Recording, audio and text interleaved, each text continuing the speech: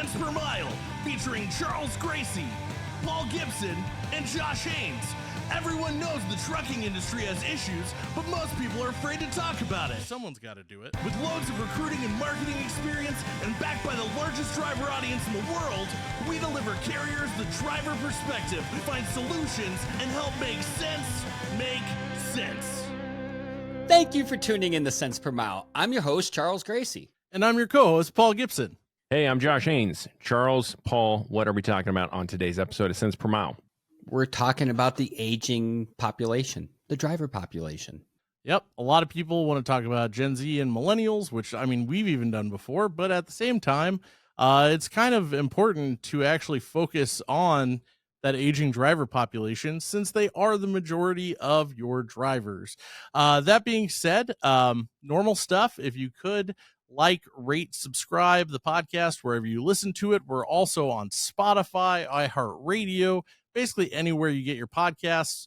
So yeah, if you could give us a rating or a subscribe, then we will get pushed further out. And you can also go to centspermilepodcast.com where you can submit to be a guest for a topic or to even become a sponsor.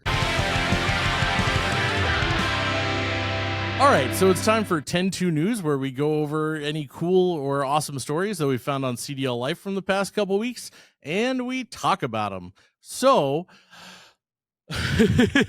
what? This first article, I'll just start with the headline. This is absurd. So the headline is co-driver left with critical wounds after in-cab machete fight. So this guy is in the truck and his co-driver, I don't know what transpired between the two. It doesn't say, but his co-driver attacked him with a machete. Bloodsport, the trucking edition.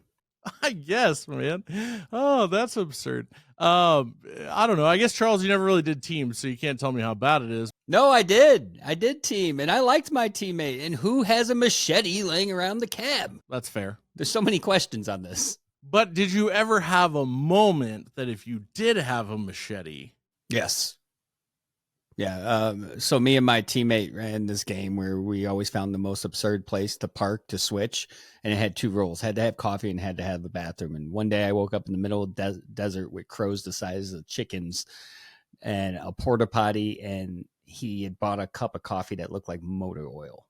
All right. So the next story is actually about as absurd, but not as violent. So did you know that semi-truck wrestling is a thing? It's semi-sumo wrestling. Well, that's fair. But yeah, so basically two trucks actually come up nose to nose, and then they essentially both floor it and then try to push the other truck out of the ring. I think we have a video.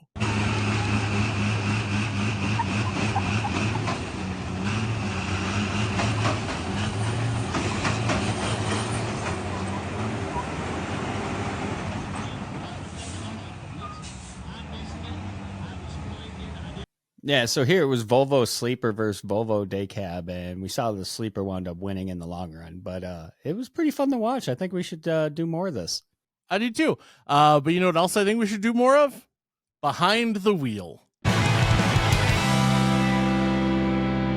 right, so it's time for Behind the Wheel. So being partnered with CDLLife, having the largest driver audience in the world, we can actually pose questions and ask real drivers and get real opinions about real issues. But today is a little bit different, you know, because it's more about stats. So we're looking at the age of truck drivers versus the general labor force in America. So a good example where it really peaks is between the age of 56 and 60. So the general labor force, about 11.1% of those people are between 56 and 60. As far as truck drivers go, it's a full 16%. So if you look at the labor force, and we'll pop this up on screen, it's pretty even compared to even just CDL holders in general. But then when you go over to actual just truck drivers, it looks like a roller coaster. It goes up, it peaks, and then it goes down pretty fast. I'm imagining, and we'll talk about it later, once you get past 60, at that point, then you start to running into insurance companies, which want higher premiums and that kind of thing. But that just points out today why we're talking about the aging driver population is because that is the bulk of your drivers. And we need to figure out what can keep them there until we can consider younger generations to stick or like join the industry. Yeah, it's one of those topics that we cover a lot about retaining your drivers, introducing trucking to people at an earlier age. And this chart shows and reinforces the importance of that. And that's kind of where we're going with today's topic. Yep. All right. Well, that being said, it is time to go behind the desk with Tenstreet. So for Behind the Desk with Tenstreet, we got Justin Walters with us today. Hey, Justin. Hey, guys. Hey, Charles. How are you guys doing? Just jumping right into it. So, what's really cool is we have over 3 million drivers in the Pulse today. So what that does is it gives us this ability, just amazing ability to generate some incredible data on age demographics, right? The topic of today. That can further enhance just our overall understanding of the driver pool today.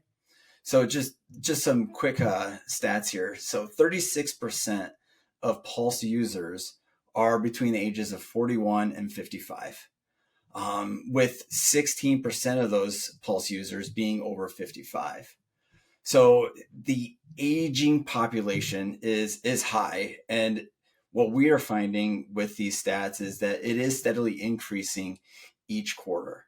So kind of a red flag there. But some positive notes here is that the number of drivers joining the industry is also growing between the ages of 31 to 40 based on the Pulse data. So again, I build it up with some negative, go into positive, and now I'm back into that negative a little bit here and saying that even though those numbers are encouraging, it's not keeping up with the number of drivers that are aging out, which is obviously a big thing too. So just on average, even just a little bit of a tidbit here, because I think it's just interesting, is that women are also younger than men based on the Pulse data as well. So really, what does this tell us? Well, the drivers in these age groups, as far as kind of specific to the 31 to 40, we have another 20 plus years, give or take, of service ahead of them, right? Which is why we feel it's really important to understand really what makes those and that demographic tick, right? And just understanding that part of it. So really, it's the trends in these employees, and as far as why do they choose to stay and why do they choose to leave your company, is really just getting down into the meat of it. So that's just some really quick demographic information. Justin, that's some good stuff. Where can people find out more? Yeah, so just reach out to me in LinkedIn, send me a direct message, or just friend me, anything like that. You can also shoot me an email, justin.walters@tenstreet.com. At TAFS, we offer unparalleled trucking excellence and service. Enjoy exclusive benefits like fantastic tire discounts and 1-hour advances for quick cash. Recognized as the top factoring company in 2023, we're your partner for success. Access business loans, manage finances with ease through our client portal, F2 fuel card, and mobile app. Contact us now to see how we can help your trucking business thrive.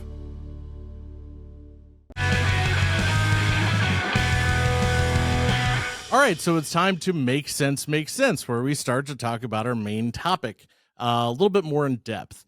So like we said previously, we're talking about the aging driver population, and it's one of those things where it becomes such an issue because like in Behind the Wheel, we talked about how it's a roller coaster and then it dips off really hard around the 60s. So when the bulk of your drivers are in that position, can you fill that? How do you fill it to keep that pipeline going that way if you can't fix it and load it with younger people? What are we gonna do when all of the boomers get out of trucks? Some things age better than others. I mean, Paul, you're aging. it's your birthday today when this, is happening. So happy birthday, my guy. You're not aging so well. But as far as the driver corps goes, they gain experience. They're seasoned, and now you have insurance companies choking carriers out saying you can't hire these folks, even though we have physicals in place that determine whether they're physically able to do the job or not.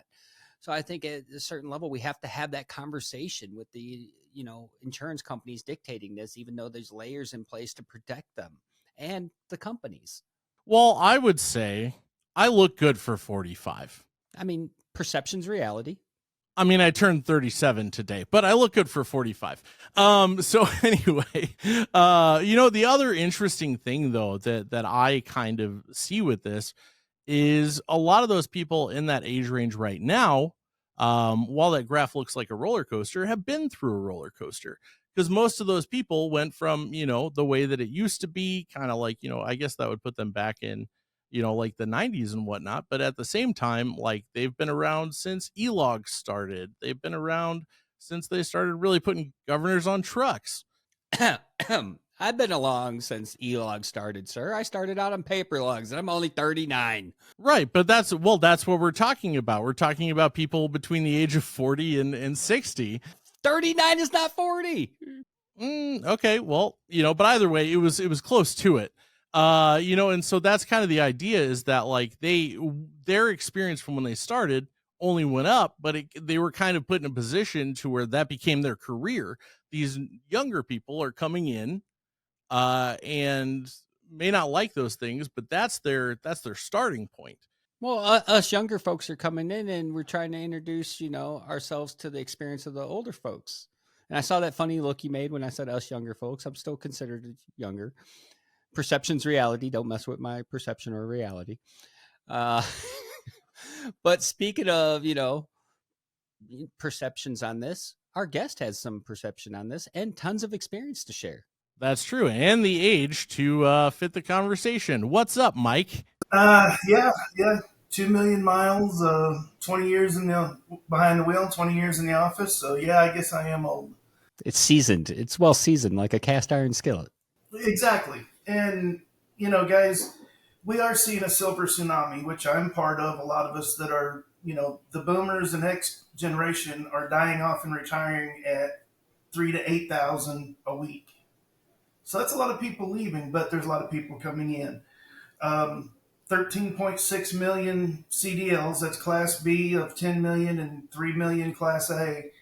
Some of the guys my age are going to school bus driving, going to dump trucks, doing stuff a little closer to home. They paid their dues. So it's really exciting. And, as many years coming from a driver to an owner to an executive vice president, it's been a hell of a ride. Trucking's taught me a lot. Really grateful for where I am in life, and it's all because of trucking. So to the young people out there, it's still a wonderful way to make a living and support your family. Yeah, what you said is interesting too. Just to interject a little bit, is when I was going through all that FMCSA information to find out, the age versus the general labor force, the age of bus drivers peaks significantly after truck drivers. Yeah, we're not politically correct at this age, so yeah, those kids are going to get off the bus with hurt feelings. Yeah, right.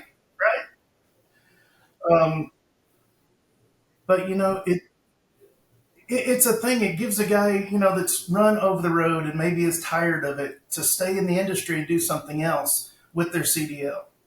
There's a lot of jobs in metro areas. Garbage truck driver.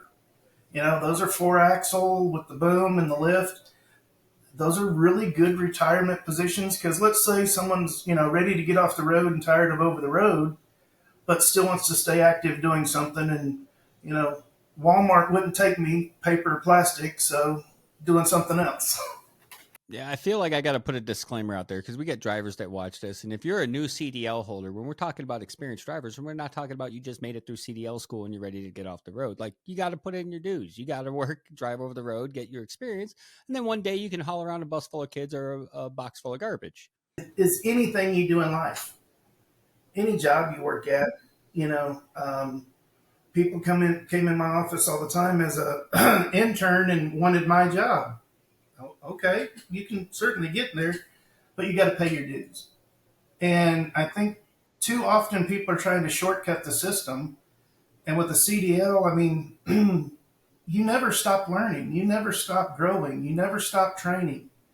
You know, new technologies. I mean, look at how the trucks have changed. I started out in a 1972 cab over Peterbilt with 2x70 air conditioning. I mean, you know, today they've come a long way.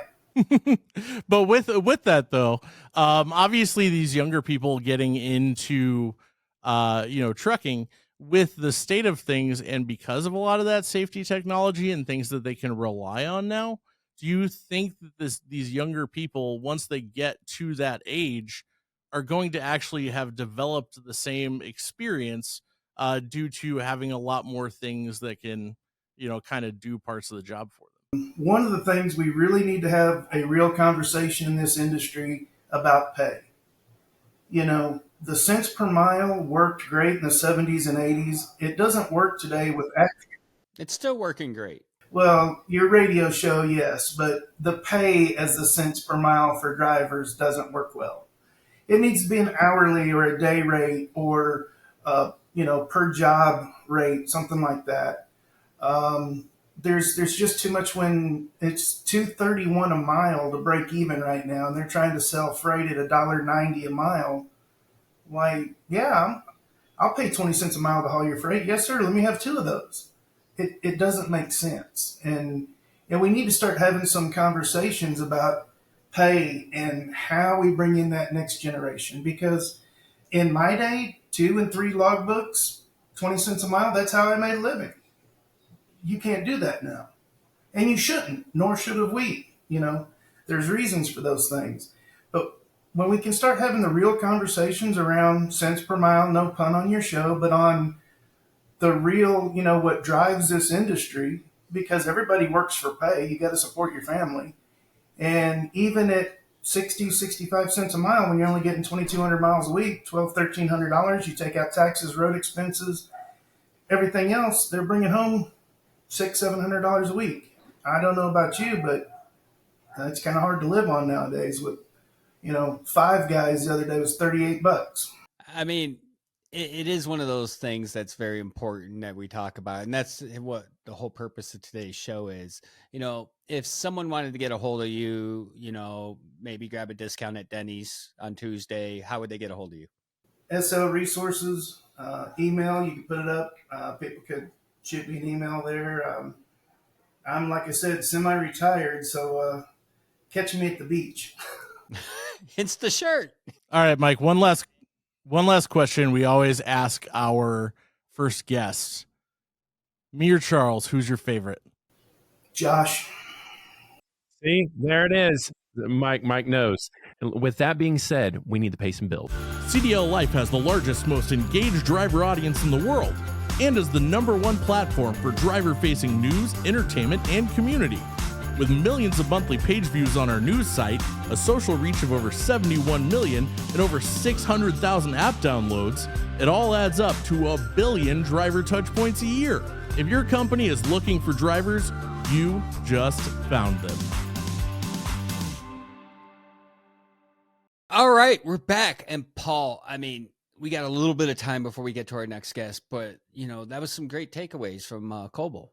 Yeah, I mean, and I think that really is, ultimately part of the reason why I really wanted to do this episode as well, is that idea of, our younger drivers, even if we do find a way to bring people in at younger ages or, to replenish the aging out driver demographic, which I loved that Mike called it a silver wave. I like that.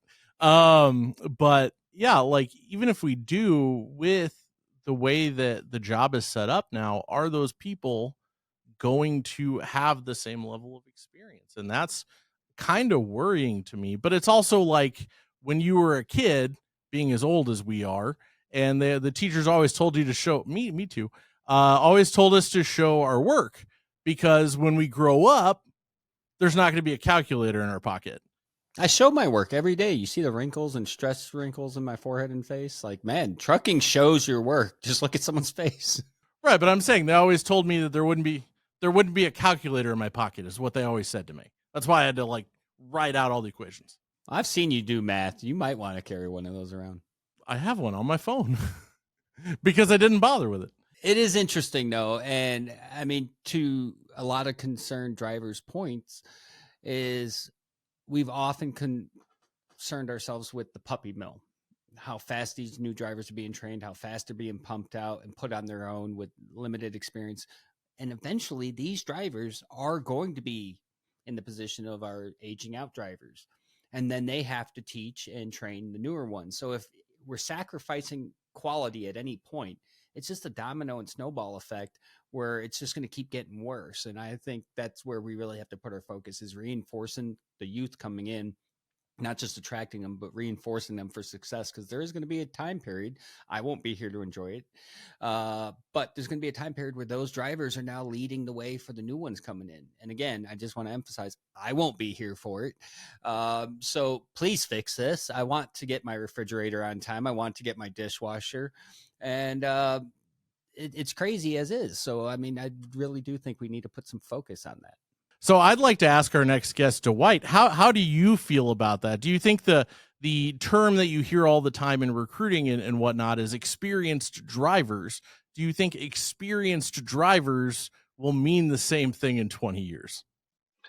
Well, I definitely do not think that's going to be the case. And you actually kind of set me up for a real immediate answer to that when you showed your phone and said you didn't think there was going to be a calculator in your pocket. Unfortunately, this is the one thing that everyone has now, and it's one of the smartest things in the world. And when people can go out there in the market and they can pull instant data, you can see that 50%, 57% of drivers are over the age of 45, 23% over 55. What does that tell you right there? It means that there's a very low margin of younger drivers in the market. When they can go, say, to Cloud Trucks and pull data that it was $940 billion of freight revenue in 2022 and 3.5 million truck drivers, and 32% of that went to driver wages, that it doesn't add up. The math ain't mathing. And when you got one of the top 25 carriers posting on their website, average salary $75K a year for a driver, I mean, take away taxes, there's 30% of that. I mean, the bottom line is, if you're going to entice people, especially the next generation with access to smartphones, all the data in the world, Chat GPT, whatever, do they want to spend their life on the road and struggle and be financially in a position where they don't know if they'll even be able to survive? Everything is going up across the board. Truck maintenance is going up across the board. Just like some of the other commentators said, I mean, for the last 2.5 years, drivers have been operating at either under or break even margins. I mean, it's not sustainable to stay that way. It's not. And I mean, you, to your point, drivers' wages is a top topic. And you got these drivers that are trying to make a living, and we're trying to attract drivers, but it's just not. 2 and 2 is not equal in 4. And then you got executives that have failed, companies that have collapsed 2 times, and they're winding up in another executive role. I mean, at some point we have to turn around and we have to say, okay, what can we do to make this better? If we can make this side work, then why can't we fix this side? Because in order to have these executives, in order to have these companies, in order to support the growth, not only as a nation, but as individual companies, we have to figure out the most basic thing, which is how do we get drivers and keep them? Absolutely. And that's what you said, some of these big companies selling everything. I mean, I was having that conversation last week with some people, and it's like, the age old saying, they're too big to fail. Well, if you were failing before you sold, or you were failing before a merger, maybe you are not too big to fail. Maybe you need to fail so it opens up a space for other people to come in and do it the right way. We've kind of gotten the habit of doing things in this country that people just continue these businesses or these practices because they were done that way. Well, maybe it's time to walk away from that. Let's change the way it's done. Let's open up new opportunities. Let's open up the discussion to, how do we get these drivers to stay on the road? How do we reduce fuel costs for everyone overall? Because look at the owner ops. They're paying consumer fuel prices. They're paying, okay, maybe they got a fuel card, but they're definitely not getting the same fuel costs as the top 25 outfits in the country. So it's hurting those guys even worse. And what if they got kids and families and everything else at home, or a car payment and house payment? They're on the road 300 plus days a year. What do we do about that? Yeah, with that though, because you're the temperature, and like your feelings about it, I feel like we're pretty on the same page. So I'm a millennial, and with that, I've experienced so many once in a lifetime events. There was 2008.